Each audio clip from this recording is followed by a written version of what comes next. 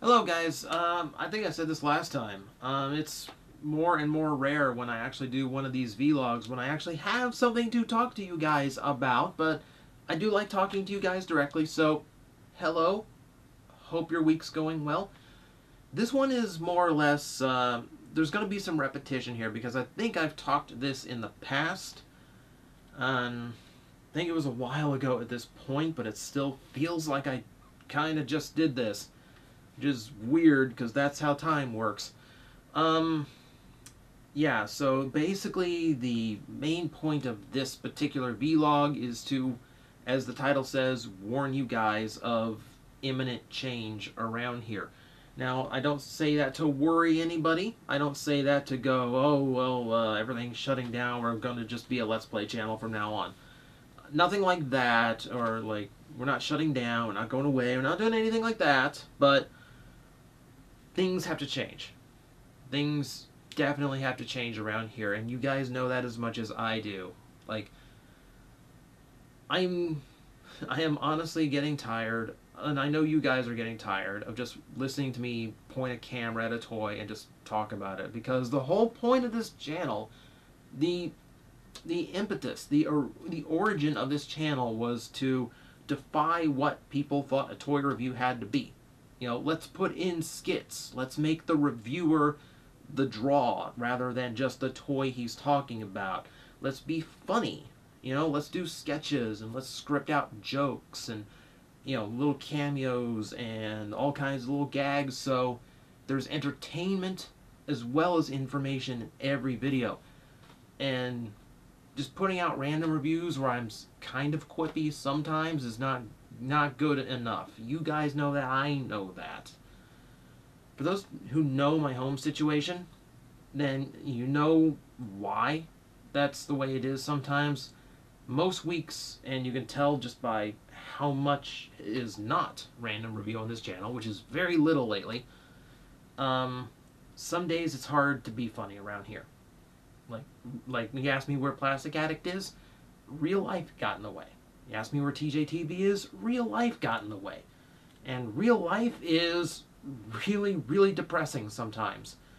Sometimes it's all I can do just to point a camera at a toy and talk about it for 15 minutes. And that's not how it should be. This channel was meant to be better than that. It's meant to be more than that. And I have to get back to that. I want to get back to making you guys laugh and innovating rather than just letting myself succumb to mediocrity. That said, I don't really have an update on those series for you yet. No, there's one in, this one's going to be the bulk of the vlog. There's something I got to take care of first, but some of that is going to be addressed in my next vlog, which might be as early as Thursday. That one's going to be more Patreon-centric. The Patreon campaign is getting completely revamped from the ground up. New milestones, new incentives, new rewards, new everything. We're basically just starting over.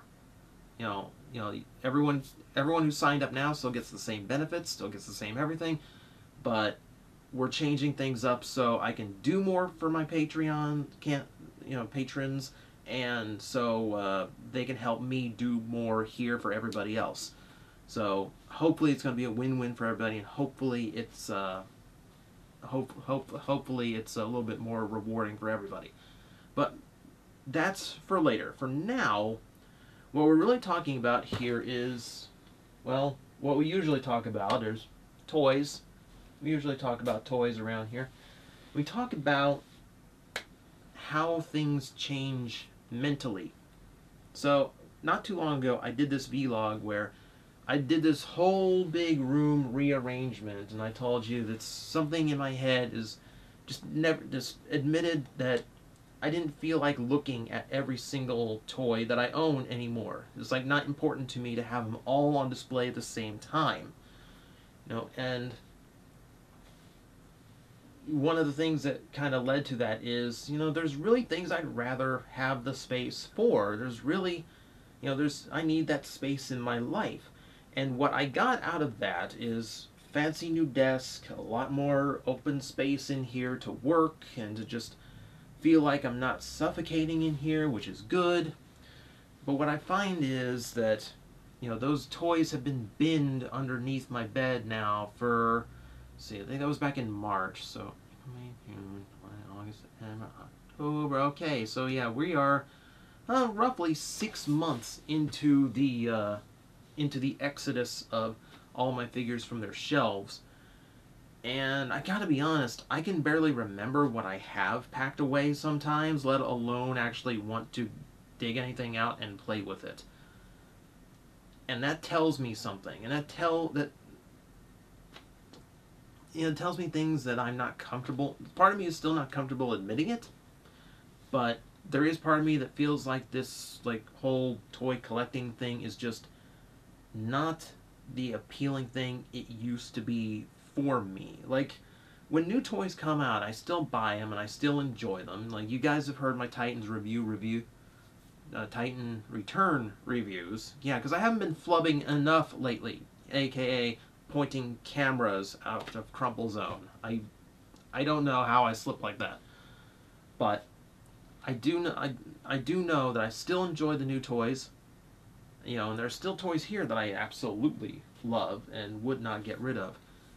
But it does occur to me that, and I have to be honest with myself here, there's a bunch of stuff behind me right now I am never going to play with again. There's stuff behind me around here that I have so little interest in, I don't even want to review it. Like, I look around for random review stuff, and it used to be like, it was cherry picking. Like, I could just reach into a shelf blind, grab something, and be something I'd want to talk about on random review. And now it's like, what's left? And the fact is, a lot is left. There's literally hundreds of toys behind me I have not reviewed in any way, shape, or form. I just don't want to, Like, there's just so much behind me I have no interest in reviewing. I have no interest in ever playing with again. And that means it needs to move on. It's time to let it go. It's time to make sure someone else gets it that is going to enjoy it, that is going to want to play with it. Because once the fun stops on a figure, it's time to move it on so that figure can give someone else fun again. Like, that's what the point of a toy is. It's not to sit here collecting dust and just be a pretty, colorful object for me to, oogle every now and then and go, ooh, isn't it cool I have that? No, it's supposed to be fun. So if the toy is not fun to me anymore, it needs to go to somebody who will have fun with it, because that's the whole point of the toy. And that leads me to a lot of thoughts, and leads me to a lot of decisions I just hadn't thought of before.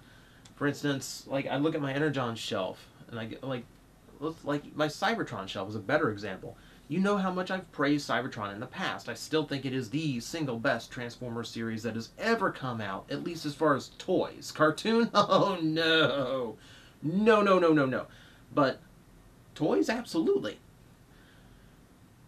I don't have love for some of those toys.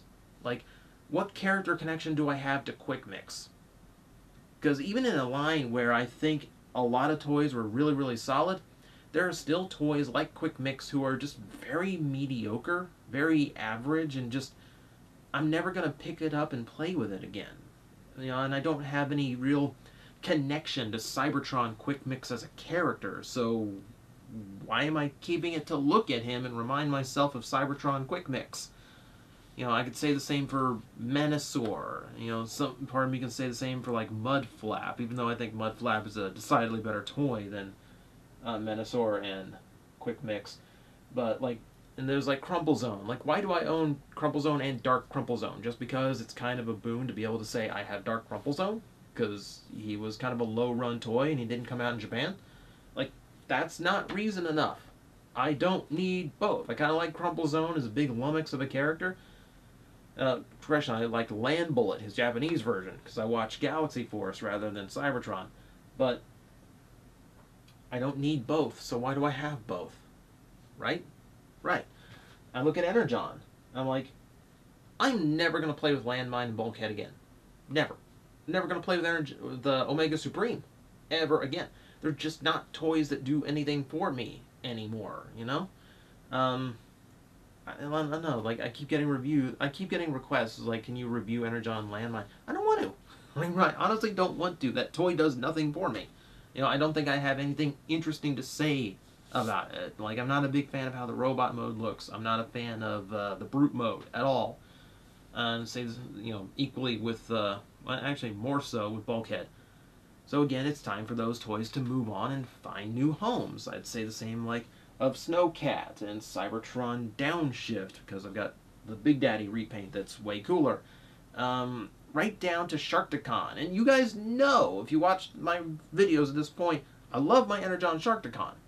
Probably one of the toys that I love the most that I have no reason to love, because it's not a great figure. Half its vehicle hangs off its back.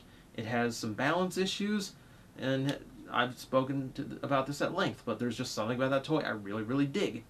I have that toy 6 times over. Like, I have the BotCon sets, so Skybite, G1 Sharkticon, your 2 vital repaints for that toy, and I have United Axelon, which I think is a brilliant repaint of that figure that fixes a lot of the problems I have with that figure, which, of the 6 times I own that figure, the one that stands out as I could probably do without that is the original. And that's a weird thing for me to realize, that the one that made me fall in love with that mold in the first place is the one that I'd be most willing to get rid of. That's a bizarre realization, but it's one that I have to have because it's time to start letting things go. And mostly this vlog is about, get ready to see stuff come up for sale on my eBay page as early as this week. Like, I might just leave a link to my eBay page in the description, because there's still a few things up. Like, I've got a BotCon Leozak that I think is fairly priced, because the last one I saw sell went for much higher. That one still needs a new home, and I'm going to be posting stuff up there all week, so yeah, there is stuff that I'm just going to, yeah, so I might as well just leave a link in the description just so you guys can go check it out, watch it, keep track of it, because things will be popping up. But things will be popping up that you probably would never have expected me to actually get rid of. For instance, I have BotCon Alpha Trion. Now, that's a big $sign figure. That toy goes for a lot. Now, why would I get rid of that? Well, it's not because of the Titans Return figure, because, well, you know, that's not like a replacement for, like, if I want a Alpha Trion that looks like Alpha Trion, then yes, it's the BotCon toy every time. But I think about that toy and I go, you know, if I ever want to goof with that toy, I'm not going to pick up the super expensive BotCon figure. I'm going to get the Galaxy Force Vector Prime that's a decidedly better toy. You know? Like, I have the import version of that figure, and it's a brilliant figure. Probably something I should be reviewing at some point, because I think I did Alpha Trion. I didn't do Vector Prime. But it's things like that I kind of realize, like, I don't need that version just because it's rare. Like, the idea that I have to keep something just because it's rare is not reason enough to keep it. I have to be enjoying the fact that I own it, or it has to be something that I will want to look at and potentially play with from time to time. You know, like, I have BotCon, like the Shatterglass Thundercracker, the Action Master Thundercracker repaint. I really like having that toy. You know, I thought about putting that up on eBay, but I really do enjoy having such a bizarre color scheme, such a bizarre homage on a modern figure, because it's not something you ever really see Hasbro do. Of course, Hasbro right now is willing to do anything, so who knows. But it's things like that that I'm starting to kind of click in my head. Like, just because it's rare, I shouldn't be attached to it. You know, the attachment should come from the fun I have and what it represents to me as a fan of the Transformers. And fans of other media, for that matter. Case in point, and this is where I'm like, no, you wouldn't sell that. Yeah, I would. What's probably the first thing that's going to be going up onto eBay soon are the complete selection Gaia memory boxes. And I will tell you guys why, because you know Gaia memories to be one of my proudest collections back in the day. Um, if you ever saw the photos I was posting on Facebook and I think a few on Twitter, I had at one time a near complete collection of Gaia memories. It was almost every single every single unique memory. The only things I was missing were duplications. Like why would I want to have Candy Toy Axel and DX Axel? I wouldn't. So I didn't. So it's things like that that they were the only things I was ever missing from the collection. So when you laid them all out and it looked like this huge wave of Gaia memories, it was actually a really cool thing. And then they made the Light and Darkness of Futo box. 99 memories all at once. Every single possible memory that you could ever make from Kamen Rider Double. The ones that were implied to exist. The ones that were only in the novels. The ones that were only on a computer screen for half a second are in this box set as real memories. They literally milked the Gaia memories for absolutely everything they were worth with one big box set, and it cost $500. And that's without, and like with shipping out of Japan for such a big heavy box, we're actually probably talking closer to $600. Even if I had $600 to just throw away that recklessly, it would not be on Gaia memories. It would not be on 99 noise-making sticks that realistically only make one new noise each. $600 is a lot for 99 sound effects that I can listen to on a YouTube video. So, like $600, I'd rather pump it into computer upgrades. I'd rather put it into something that'd be much more practical. Which I never thought I would be saying that, but it's true.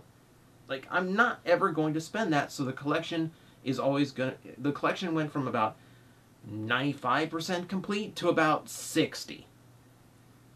With one box, so you know what? Again, it's a toy that's just been sitting around. I'm not playing with them.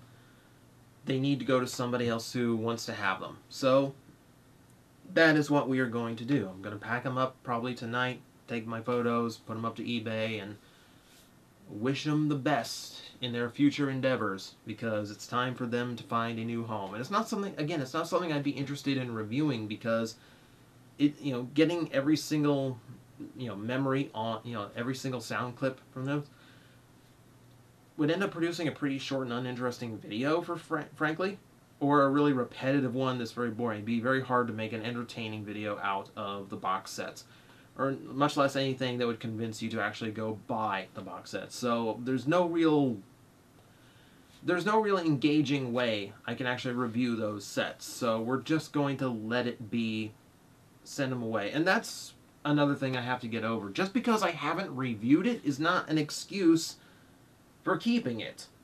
And that's the one thing, as an internet reviewer, I will warn you about. And it's the one thing I will say would be a reason to avoid getting into toy reviewing on YouTube, because you will use it as an excuse. You will, like, oh, I really want to do a video for that, so sure, I'll buy that, even though I probably shouldn't.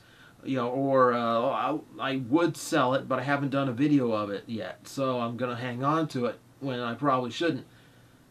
It will, if you enjoy the process like I do, you will keep things just for the sake of having material for the process. And that does mean you end up keeping a lot of things you shouldn't be keeping. You end up buying a lot of things you shouldn't be buying, which makes it a little bit crowded in your life and a little bit thin in your wallet. So, yeah, the Gaia memories are going to go. Some Bakans are going to go. Some Lego's going to go. Some Kamen Rider figure arts are going to go. The other collection that's probably going to get thinned down a lot is Amiibo, because Nintendo has taken so long to get the last 3 Smash Amiibo out, I no longer care. And that's another part where I go, I really wanted to be completist about this, but then Nintendo made it really, really, really frustrating to be completionist about it, just by how rare a lot of them were. And now they're doing it by delaying the last 3 for so freaking long. So I'm stuck in this position now where I'm just not enjoying the collection because Nintendo's distribution just ruined it for me. And it does make you realize, like, it makes me step back from the collection like that and realize I have 5 figurines from Fire Emblem. I don't care about Fire Emblem. It's not my style of RPG. I don't like Fire Emblem. Why do I own 5 Fire Emblem toys if I don't want Fire Emblem? Collector things. You know, getting caught up in hype. And now the hype has died down on the amiibos. I have ones I want to keep. I like my Splatoon ones because I love my Splatoon. I have my, certain ones from Smash Brothers that will be staying. I don't know how to sell them because I don't know, frankly, which ones were... Like, I know some were really rare, but now Nintendo's re-released a bunch, so I don't know, like, what Marth's value is now. I don't know where, like, Kid Icarus's value is now. So that's a lot of research I have to do, and a lot of little boxes I need. Because, like, do I sell all 5 Fire Emblem ones I have together? Or do I split them up individually in, like, little cube boxes and sell them one by one? Because that seems like it'd be a lot of packing up and a lot of wasted time. I'm also having the same thought about my world's smallest Transformers. How do I sell a Transformer that fits in the palm of my hand, but is still technically valuable because they were very low-run figures in Japan? I have chase figures from World's Smallest that used to go for really good money, and now there's so many knockoffs and reproductions on eBay that are so cheap. It killed the value of the original. They still have some. Like, I've got Anime Convoy and the trailer. The trailer used to be like the expensive thing. I've got Skywarp and Ultra Magnus and what was the other one? Skywarp, Ultra Magnus, and Blue Streak that were all chase figures and were really, really valuable to get. And I have no idea what value they have anymore. And I don't know how I'd sell them anymore because they're so small. Can I convince somebody to pay shipping on such a tiny little thing? Do I ship them all together? Like, because I feel like I'd be losing a lot of cash if I just, like, made, like, one big batch, sold them all at once, which would be easy to pack, difficult to sell. Or I'd just be going through a whole lot of tiny little boxes, selling them one by one by one by one by one. You know, and this something's like, I don't want to risk these to a bubble mailer because they're tiny, tiny little plastic parts. So, things like that going through my head. If someone has an idea about how, like, the best way to sell little collectible things that, like, do I go individual or do I batch them together? Do I batch certain ones together and then let others go individually? I wouldn't mind a little bit of advice on that. So, frankly, there's, like, a little bit of help.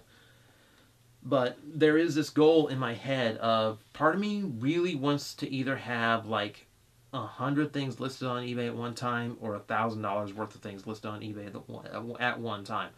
Whatever I hit first. And honestly, if I put Alpha Trion and the Gaia Memory box sets up there, it won't take long to hit $1,000 worth of potential sales. So that's kind of where I stand right now. You're going to see some big things hit eBay. You're going to see a lot of things hit eBay. Nobody panic. Nobody panic. That's like the bottom line in all of this. Everything is fine. It's not an emergency thing. It is just, I need to actually come to terms with where I stand as a collector right now. Someone who enjoys a toy for a little while, but no longer enjoys hoarding the toy. I want to keep the things that represent things I really like, and let the others move on to somebody new. And I kind of realized that looking at, like, behind the camera right now is all my anime figures and all of my robos from other series, and it fits on 2 shelves compared to all this. Like, I'm so picky when it comes to things like that, and then so I have to learn that level of picky when it comes to all this. So that's what this is about. So yeah, nobody panic. Things are fine. I just I just need to change things up around here. And the benefit is that it's money that's going to go into new computer upgrades. You know, graphics cards getting old. I could use some more RAM or a new processor. It's going to go into a new camera because I'm telling this camera that I'm getting ready to replace it because I've seen some really beautiful ones and I really want a new one. So I have all of that I've got going. I've got that I'm all considering, and I've got a lot of packing up to do. So you will probably be seeing a lot of this stuff that I end up selling on review. I'm probably going to review a bunch of it before I put it in the eBay pile officially. So don't be surprised if I sell something and then a month later the review for it comes out, because I want to build up like a big backlog of videos. And that also kind of ties into the next vlog that's about my Patreon campaign, because we are changing things up around with that too. So that's what's going on. Bunch of big changes underway. I gotta make some changes around here that let me get back to the things you guys want me to do, because I really want to get back to doing them too. And I'm tired of giving you guys excuses. I'm tired of telling you guys I'm trying. I just want to do it, because frankly, I'm sitting here waiting to find out what if I placed in the top 30 in the TIBA contest from Team 4-Star. And that was the hardest video I ever produced in my life. And if I could make time to do that video, there's no excuse that I can't do it for Plastic Addict. None. So, yeah, big things are changing around here. Stay tuned. I'll let you guys know what else goes on.